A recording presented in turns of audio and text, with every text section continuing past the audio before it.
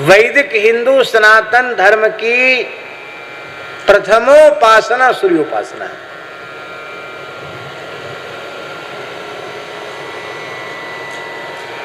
हिंदू मात्र को सूर्य को अर्घ्य देना चाहिए, द्विजातियों को समंत्रक और इनसे इतरों को अमंत्रक पर अर्घ्य सबको देना चाहिए। गर्भिणी माता अत्यंत पवित्र शुद्ध जल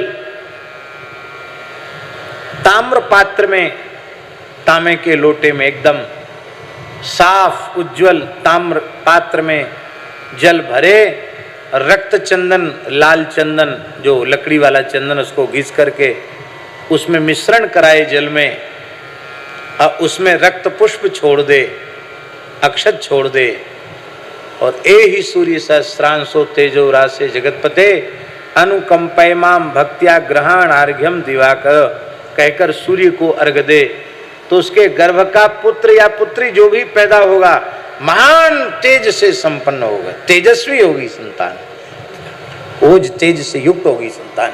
सबको सूर्यार्घ्य देना है, सूर्योपासना है। पर सूर्योपासना का अर्थ ये तो नहीं कि भगवान को कुछ नहीं मानना, क्या उसका ये अर्थ है क्या? सत्राजित की उपासना में गड़बड़ी यही थी, वो अंगी वासुदेव कृष्ण को कुछ नहीं मानता था, सूर्य को ही सब कुछ मानता था। भगवान सूर्य ने उसे अपना मित्र बना लिया था। प्रसन्न होकर भगवान सूर्य ने उसे स्यमंतक मणि दे दी। मूल में बात क्या थी? मूल में बात यह थी कि सत्राजित की मनोवृत्ति ऐसी थी, वो मन में सोचता था कि द्वारकाधीश वासुदेव कृष्ण की इतनी मान्यता क्यों है? इसलिए इनकी मान्यता है कि ये लक्ष्मीपति हैं, सोने की इनकी नगरी द्वारिका है, इसलिए इनकी इतनी मान्यता। इसका मतलब है धनवान की ही मान्यता है। मैं बहुत अधिक संपत्तिशाली हो जाऊं तो द्वितीय द्वारिकाधीश तो बने ही जाऊंगा। भगवान से स्पर्धा कर रहा था ये मूढ़, और सूर्य नारायण ने मणि दे दी। अब एक बात और कह दें प्रसंगवश, भगवान की उपासना और अन्य देवताओं की उपासना में अंतर है। भगवान अपने उपासक के मांगने पर भी वह वस्तु कभी नहीं दे सकते जिससे उसका अनिष्ट हो। नारद जी ने रूप मांगा, नहीं दिया, बंदर का रूप दे दिया। भले ही भगवान को शाप भोगना पड़ा, अवतार लेना पड़ा, हे सीते मृगनयनी कह के रोना पड़ा, लेकिन भगवान ने रूप नहीं दिया नारद जी को। और अन्य देवता वो ऐसे जो मांगो सो दे देंगे। अब वो तुम्हारा भला करेगा कि बुरा, इसका कोई जिम्मेवारी नहीं। अब चाहे मरो और चाहे गिरो, कोई प्रयोजन नहीं। मणि से क्या लाभ हुआ सत्राजित का? मणि मिल गई, और उस मणि को अपने कंठ में धारण करके सत्राजित जब द्वारिका की गलियों में आया तो लोग खड़े हो गए। भगवान सूर्य, भगवान श्री कृष्ण का दर्शन करने आ रहे हैं। दौड़े दौड़े कुछ बालक भगवान के पास पहुंच गए, बोले प्रभो प्रभो प्रभो, जल्दी अर्घ्यपाद्य आदि की सामग्री तैयार करवाइए, भगवान सूर्य आपसे मिलने आ रहे हैं। भगवान मुस्कुरा कर बोले, सूर्य नहीं, ये सूर्य का भक्त हमारा ही अपना कुटुंबी सत्राजित है। भगवान सूर्य ने मणि दी है, उसको अपने कंठ में धारण करके आ रहा है। भगवान ने स्वागत किया उसका। उसने मणि का बड़ा उत्सव मनाया, मणि की घर में स्थापना की। भगवान ने सत्राजित के सामने प्रस्ताव किया कि देखो सत्राजित, आप बड़े हैं हमसे आयु में, हमारे पूज्य ही हैं। हम आपको एक परामर्श दे रहे हैं। बिना मांगे किसी को सलाह नहीं देना चाहिए। भगवान ने बिना मांगे सलाह दी। भगवान बोले देखो सलाह ये है कि यह जो स्यमंतक मणि है, यह अत्यंत दुर्लभ महान रत्न है। सारे धरती की संपत्ति देकर भी इसकी कीमत नहीं लगाई जा सकती, ये अमूल्य है। और इस अमूल्य रत्न की सुरक्षा आप नहीं कर सकते हो। मेरा प्रस्ताव है, मेरी सलाह है कि ये रत्न आप उग्रसेन महाराज को दे दें, राज की सुरक्षा में रहेगा। अब इस मणि से जो 8 भार सोना निकलता है वो सोना आप ले लेना, पर सुरक्षा की दृष्टि से मणि आपके पास नहीं, उग्रसेन के पास रहनी चाहिए। ये कुछ बोला नहीं पर चिढ़ गया। ये अपने घर आया, बोले हमको ऐसी ऐसी सलाह श्री कृष्ण दे रहे थे और उनकी नजर पड़ गई है, अब तो जरूर हमारी मणि असुरक्षित हो गई क्योंकि कृष्ण की नजर अच्छी नहीं है। देव साहब, भगवान की नजर अच्छी नहीं है तो इसकी नजर अच्छी है। प्रसेन बोला, इसका भाई बोला, भाई साहब आप तो बहुत सीधे साधे हैं, आपसे तो कभी भी श्री कृष्ण ले लेंगे मणि, पर मेरे स्वभाव को सब जानते हैं, द्वारिका में बहुत कठोर हूं मैं, पिघलने वाला नहीं हूं जल्दी। मैं अपने गले में मणि को धारण करूंगा और पूरे नगर में घूमूंगा, सबको पता चलेगा कि मणि तो आपने मुझे दे दी है। फिर कृष्ण की हिम्मत नहीं होगी जो हमसे मणि मांगे। भाई से बहुत प्रेम करता था प्रसेन, सत्राजित मना नहीं कर पाया। प्रसेन ने मणि को गले में बांधा और घोड़े पर बैठकर द्वारिका की गलियों में घूमने लगा। लोग पूछते, कहो प्रसेन जी ये मणि? बोले भाई साहब ने हमको दे दी है, गले में बांधी। ये रत्न भी जो है सबको फायदा नहीं करते हैं। हाँ, ये पत्थर जो है ना ये सबको फायदा नहीं करते हैं, इसलिए रत्न विज्ञान भी एक विज्ञान है। बहुत किसी जानकार व्यक्ति की सलाह पर ही रत्न धारण करना चाहिए, नहीं तो न करे तो और ज्यादा अच्छा है, करे तो किसी बहुत अधिक गुणी विद्वान जानकार व्यक्ति की सलाह से ही रत्न धारण करना, नहीं बड़ा उल्टा पलटा प्रभाव दिखाते हैं। आपको हमारी बात पर विश्वास न हो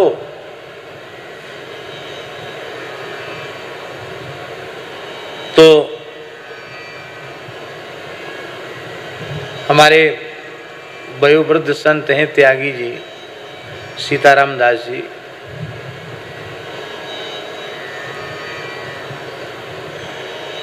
बड़े जटा हैं जिनके, ये 70 साल से ऊपर हैं आयु इनकी, लेकिन लगते नहीं है 70 साल की जैसे, और 70 साल से ऊपर है। जय। ये हमारे पूज्य गुरुदेव के बहुत पुराने भक्त हैं, ध्रांगध्रा के लालजी भाई। इनके घर में 50 साल से सत्संग होता है। बहुत, अब तो बहुत वृद्ध हो गए, लेकिन फिर भी वहाँ से यहाँ तक चल के आए हैं, बहुत अच्छी बात है। तो राम जी, एक बड़ी सुंदर बात, क्या कह रहे थे हमको याद दिलाना? हाँ, त्यागी जी की बात।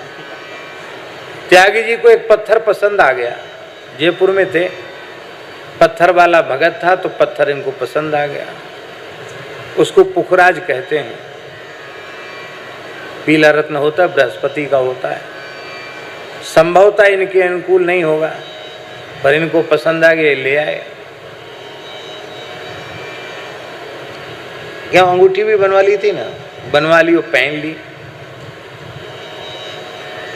अब तो खैर कोई अंगूठी अंगूठा नहीं पहनते हैं, बनवा ली, पहन ली। और हम लोग गाड़ी में बैठ के आए, रास्ते में गाड़ी डिवाइडर पर चढ़ गई एक मोटरसाइकिल वाले को बचाने के लिए।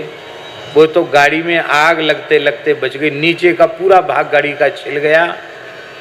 सबको चोट आई, इनको भी माथे में चोट आई, हमको छाती में चोट आई, बाकी कोई मरा वरा नहीं, सब बच गए। हमके त्यागी जी, ये पत्थर का कमाल है। तत्काल इन्होंने किसी दूसरे को दे दिया, बिल्कुल ठीक है। ये तो मेरे सामने की घटना, जिस दिन पहनी उसी दिन घटना घट गई। ऐसे लोग कहते कि नीलम बहुत तेज रत्न होता है, नीलम की भी तो बड़ी बड़ी कथाएं प्रसिद्ध हैं नीलम की। नीलम धारण किया तो ऐसा हो गया, रोड छाप था तो एकदम श्रीमंत बन गया, श्रीमंत था तो नीलम धारण करती, सड़क छाप हो गया। ऐसी बातें बहुत सी प्रसिद्ध हैं पत्थरों के बारे में। तो यह अमूल्य रत्न है, जिसके जन्मांग के अनुकूल हो उसको रखना चाहिए। हर व्यक्ति रत्न धारण नहीं कर सकता। तो ये रत्न धारण किया जो प्रसेन ने, वो इसका अधिकारी नहीं था, इसलिए रत्न धारण करते ही उसके मन में हिंसा की वृत्ति जगी। अब वो शिकार खेलने के लिए गया और एक सिंह ने उसको मार डाला और सिंह ने मणि को मुख में ले लिया, सिंह चला गया। अपनी म्याद में श्री जामवंती जी महाराज घूम रहे थे। जामवंती जी ने सिंह के मुंह में मणि को देखा, वो तो पहचानते थे दिव्य मणि है, तो सिंह को मारकर उन्होंने मणि ले ली। मणि लेकर जामवंती जी अपनी गुफा में घुस गए। और इधर जब प्रसेन लौटकर नहीं आया तो सत्राजित ने पहले खोजने का प्रयास किया। जब नहीं मिला तो निराश बैठा था सत्राजित। सत्राजित की गृहिणी ने कहा, स्वामी आप उदास क्यों हैं? कहा, देवी कुछ मत पूछो, क्यों उदास हैं? नहीं कुछ तो बताओ क्यों उदास हैं? तो बोले देखो अभी पक्की खबर नहीं है, अपुष्ट समाचार है। हमारे छोटे भाई तुम्हारे देवर प्रसेन को लगता है कृष्ण ने मरवा डाला है और मणि चुरा ली है। किसी से कहना नहीं, क्योंकि संभावना ही है ऐसी, पक्की बात नहीं है। माताएं बड़ी भोली होती हैं। प्रचार मंत्रालय तो भारत सरकार को इन्हीं को सौंप देना चाहिए। इतने जल्दी प्रचार माताएं करती हैं जिसका कोई ठिकाना नहीं। वो पड़ोस में गई, पड़ोसन ने पूछी, अरे बहन आप तो बहुत प्रसन्न थी, घर में मणि आ गई है, अब आप इतनी उदास क्यों घूम रही हैं? अरे बहन क्या कहूँ, कहा भी नहीं जाता और कहे बिन रहा भी नहीं जाता। अरे नहीं देखो, मैं अपने मन की कोई बात तुमसे नहीं छिपाती, तू क्यों छिपा रही है? मेरी सौगंध है, बता, मैं किसी को नहीं बताऊंगी। बोले देखो मेरे देवर जी को मारकर कृष्ण ने मणि ले ली है, बात पक्की नहीं है, मेरी कसम है किसी को बोलना नहीं। उसने भी अपनी कसम दूसरे को धरा दी कि हमने तुमको ही बताया, तुम किसी से बोलना नहीं। और होते होते स्थिति ये हुई कि भगवान श्री कृष्ण के महल तक बात पहुंच गई। और भगवान श्री कृष्ण जब भीतर प्रवेश किए तो भगवान ने क्या देखा? रुक्मिणी जी रो रही, रुक्मिणी जी रुदन कर रही। भगवान ने कहा तुम क्यों रुदन कर रही हो? रुक्मिणी जी ने कहा कि मैं साक्षात महालक्ष्मी हूं और आप मेरे स्वामी हैं, और ये संसार के लोग कैसे हैं? आपको मणि की चोरी लग गई है, ऐसी ऐसी स्त्रियों में चर्चा चल रही है, द्वारिका में प्रसिद्धि हो गई है कि आपने मणि की चोरी करके मणि चुरा ली है। भगवान ने कहा कलंक का परिमार्जन तो करना चाहिए। भगवान ने सत्राजित को बुलाया, बोले किस आधार पर तुमने कहा? सत्राजित लज्जित हो गया, बोले मेरा भाई नहीं आया था, मैंने तो संभावना व्यक्त की थी, बिना पुष्ट प्रमाण के संभावना भी किसी पर व्यक्त नहीं करनी चाहिए, संदेह भी व्यक्त नहीं करना चाहिए। पक्की खबर हो तो ही बोलो, नहीं तो मत बोलो। भगवान ने एक प्रतिनिधि मंडल बनाया जिसमें सत्राजित के पक्षपाती भी थे, उनमें अक्रूर जी थे, सत्राजित के पक्षपाती थे, वो कृतवर्मा, उद्धव जी, कई लोगों का मंडल बनाया, वरिष्ठ मंडल बनाया, जिसमें जिसको कहने से सर्वदलीय मंडल भगवान ने बनाया। और भगवान ने खोज आरंभ की तो उपवन में सिंह मरा हुआ दिखाई पड़ा, फिर एक वृक्ष के पद चिन्ह दिखाई पड़े, बड़े विशाल काय वृक्ष के। उस पद चिन्हों का एक व्यक्ति को लेके गए थे जो चिन्हों का विशेषज्ञ था, जंगल के पशुओं के चिन्हों का विशेषज्ञ था। उसने कहा महाराज ये तो कोई सतयुग का वृक्ष हो सकता है, पंजा तो रीछ का ही है पर रीछ इतना बड़ा होता नहीं है। उस जामवंती जी का चरण चिन्ह था, उसका आश्रय लेकर वहां तक गया तो भीतर चिन्ह दिखाई पड़े रक्त के, क्योंकि उस सिंह को मारा था तो पंजों में रक्त लगा था, रक्त की छाप लगी हुई थी। भगवान ने यदुवंशी वीरों को कहा कि तुम लोग यहीं ठहरो, मैं भीतर प्रवेश करता हूं। भगवान ने भीतर प्रवेश किया, बालक मणि के साथ खेल रहा था। बालक तो सहम गया और धात्री देखकर चिल्लाई धाय, और जब चिल्लाई भगवान को देखकर कि अपरिचित पुरुष कौन आ गया, देख के चिल्लाई तो श्री जामवंत जी महाराज दौड़ पड़े। पूछना तो चाहिए था कि श्रीमान जी आप कौन हैं, आपका नाम क्या है, गांव कौन सा है, आपका परिचय क्या, कुछ नहीं पूछा, सीधे युद्ध करने लगे। और नापृष्टक कश्चित् ब्रूयात्, बिना पूछे बताना नहीं चाहिए, भगवान भी लड़ने लगे। एक दिन 2 दिन तक युद्ध नहीं चला, जैसे अखंड कीर्तन अखंड रामायण होती है, अखंड दीपक होता है, ऐसी अखंड युद्ध चला।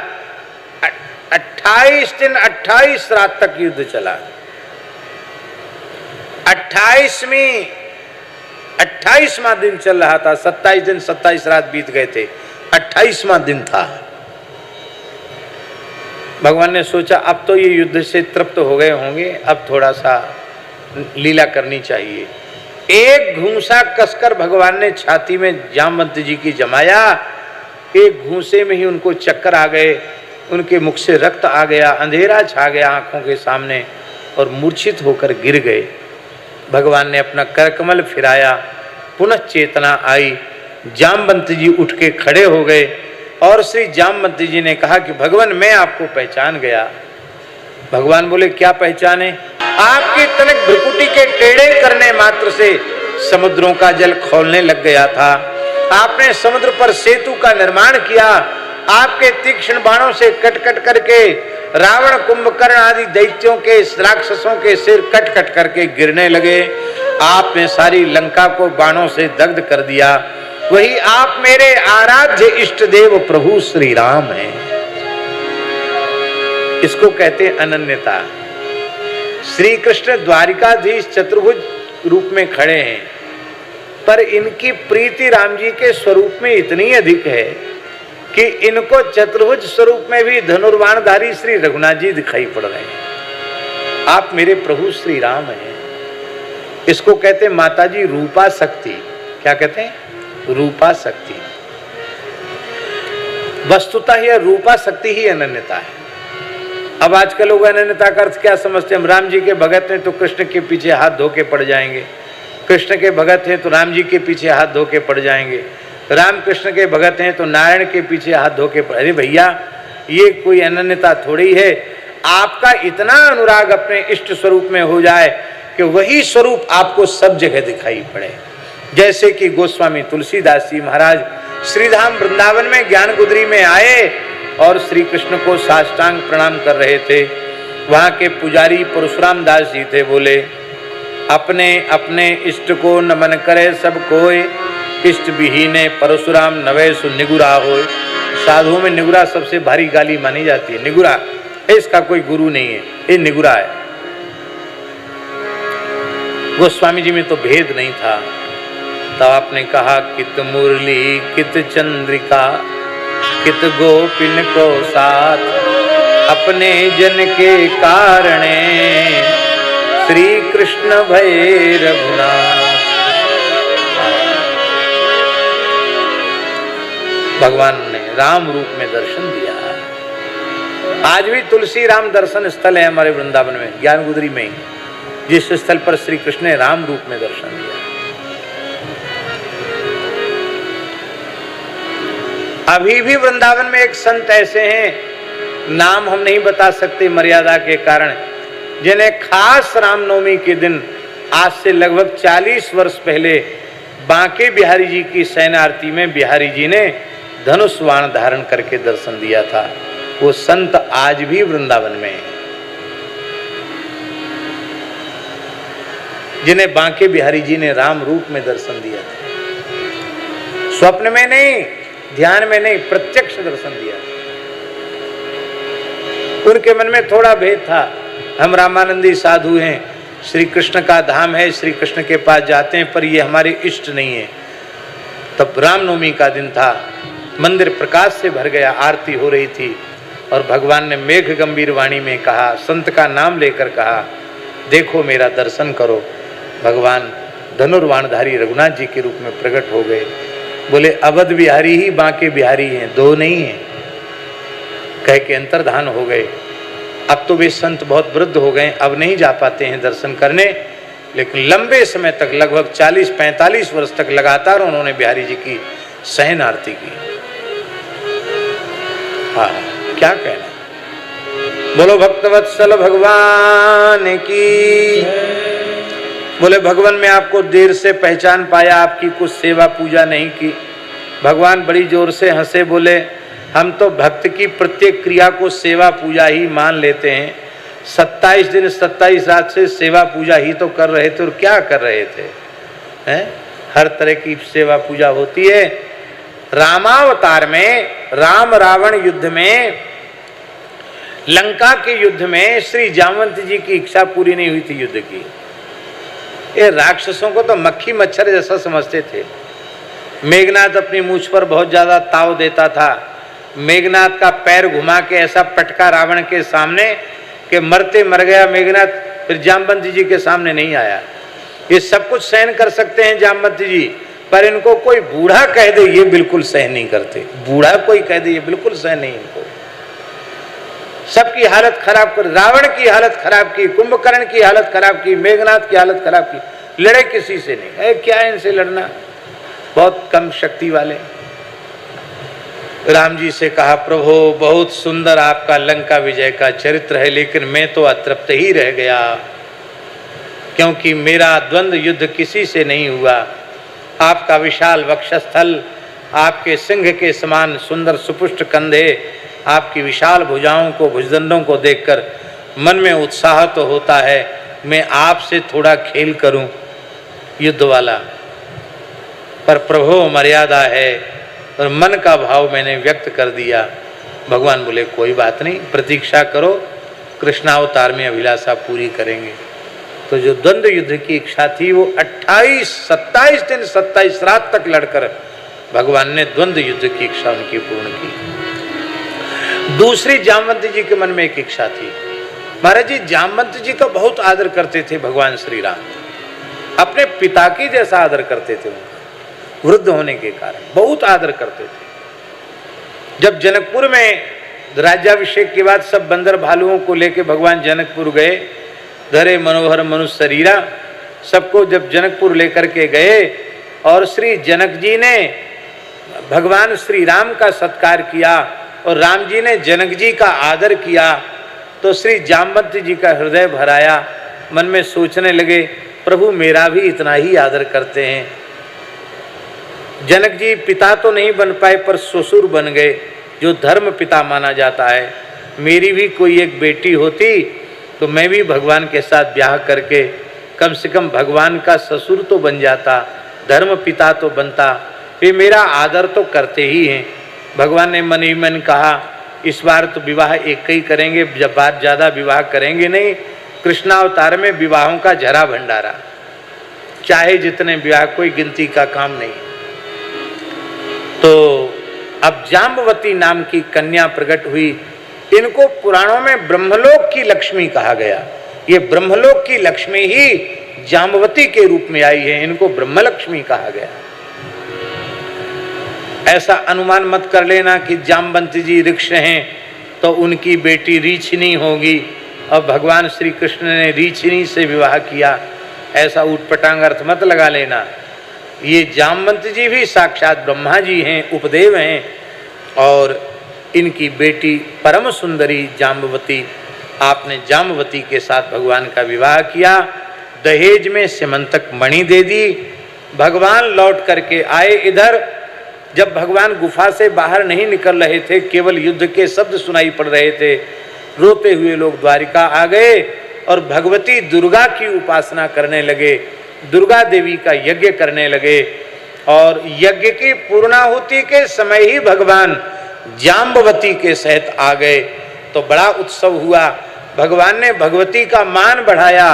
सब कह रहे थे भगवती की कृपा से भगवान सुरक्षित आ गए, और एक और ब्याह करके आ गए। जाम्बवती द्वितीय पत्नी है, इनके सहित भगवान वहां पधारे। भगवान ने सब दरबार को बुलाया और सारा मणि का उपाख्यान सुनाया। और सत्राजित को कहा कि ले ले अपनी मणि वापस। सत्राजित कहता था प्रभु मैं सुरक्षित नहीं रख पाऊंगा, आप ही रख लो। भगवान बोले जिससे कलंक लग जाए वो चीज अपने पास नहीं रखनी चाहिए, चाहे जितनी मूल्यवान हो। तुम भक्त हो, तुमने तपस्या करके पाई है, तुम्हारी पास रहे। वो ले गया मणि। संसार माता जी कैसा है, जब मणि चली गई, प्रसेन नहीं आया, तो द्वारिकावासी ही कह रहे थे अरे राम राम, धन का लोभ कितना बड़ा होता है। देखो वैकुंठनाथ द्वारकाधीश भगवान श्री कृष्ण, इनको लोग भगवान कहते हैं। धन के लोभ में, स्वर्ण के लोभ में इन्होंने मणि चुरा ली, बेचारे प्रसेन को मार डाला, ऐसा लोग बोल रहे थे। और जब मणि वापस कर दी सत्राजित को, तो वे ही द्वारिकावासी कहने लगे धिक्कार है सत्राजित को, ये बड़ा दुष्ट है, बड़ा नीच है। साक्षात रुक्मिणी नाथ, वैकुंठनाथ, द्वारकाधीश भगवान जो लक्ष्मीपति है, अखंड ईश्वरी संपन्न है, उन भगवान को मणि की चोरी लगा दी। अरे ये धूर्त, यहां रहने लायक नहीं है। इतना डर गया सत्राजित के बाहर निकलना मुश्किल, घर में बंद हो गया। उसने मन में सोचा कि मेरी खोई हुई प्रतिष्ठा कैसे वापस हो। उसने अपनी बेटी सत्यभामा का विवाह श्री कृष्ण के साथ कर दिया। हर हर महादेव। सभी भक्तों को राधिका शरणम यूट्यूब चैनल में आप सबका स्वागत है।